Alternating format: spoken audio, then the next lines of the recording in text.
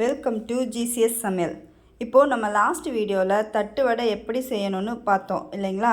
இப்போ அதே தட்டு வடையை வச்சு நம்ம குட்டீஸுகளுக்கு விருப்பமான தட்டு வடை செட் எப்படி செய்யறதுன்னு பார்க்கலாமா? ஓகே, இப்போ வீடியோக்குள்ளே போகலாம் வாங்க.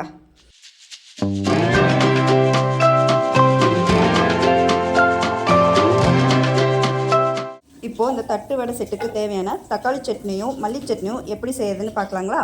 தக்காளி சட்னி செய்ய ஒரு மிக்ஸி ஜாரில் 3 தக்காளி, 1 வரமிளகாய், 2 பல் பூண்டு, தேவைக்கேற்ப உப்பு சேர்த்து இது மாதிரி அரைச்சிக்கோங்க. அடுத்து மல்லி சட்னி செய்ய ஒரு மிக்ஸி ஜாரில் 1 கைப்பிடி அளவு மல்லி இலை, 1 பச்சை மிளகாய், 2 பல் பூண்டு, சிறிதளவு இஞ்சி, தேவைக்கேற்ப உப்பு போட்டு அதையும் நல்லா இது மாதிரி அரைச்சி வச்சுக்கோங்க. ரெண்டையும் தனித்தனியாக ஒரு பவுலில் எடுத்து வச்சுக்கலாம். அடுத்து 2 கேரட்டு, 1 பீட்ரூட்டு துருவி எடுத்துக்கலாம். அது கூட ஒரு பெரிய வெங்காயத்தை பொடி பொடியாக நறுக்கி வச்சுக்கலாம். கூடவே ஒரு கைப்பிடி அளவு கொத்தமல்லி இலையை எடுத்து வச்சுக்கலாம். இப்போது தட்டு வடை செட்டு ரெடி பண்ணலாம். முதல்ல ஒரு தட்டு வடை எடுத்து நம்ம செஞ்சு வச்சுருக்கிற தக்காளி சட்னியை அது ஃபுல்லாக அப்ளை பண்ணிக்கோங்க. அது மேலே கொஞ்சமாக துருவின கேரட்டு, பீட்ரூட்டு, வெங்காயம், மல்லி இலை போட்டுக்கோங்க.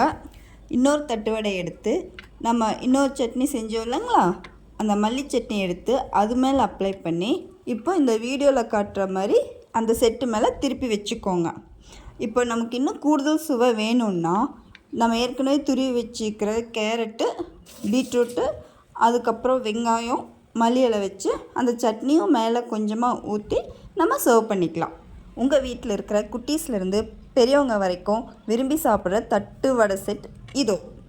இன்னத்த வீடியோ அவ்வளோதாங்க. ஸோ இது வரைக்கும் நம்ம சேனலை சப்ஸ்கிரைப் பண்ணாதவங்க சப்ஸ்கிரைப் பண்ணுங்கள். பக்கத்தில் இருக்கிற பெல் ஐக்கானை கிளிக் பண்ணுங்கள். அப்போ தான் நம்ம போடுற வீடியோஸ் நோட்டிஃபிகேஷனாக உங்களுக்கு கிடைக்கும். லைக் பண்ணுங்கள், ஷேர் பண்ணுங்கள். இந்த டிஷ் செஞ்சு சாப்பிட்டு பார்த்துட்டு எப்படி இருக்குன்னு கமெண்ட் பண்ணுங்கள். Thank you guys. தேங்க்யூ ஃபார் வாட்சிங் ஜிசிஎஸ் சமையல்.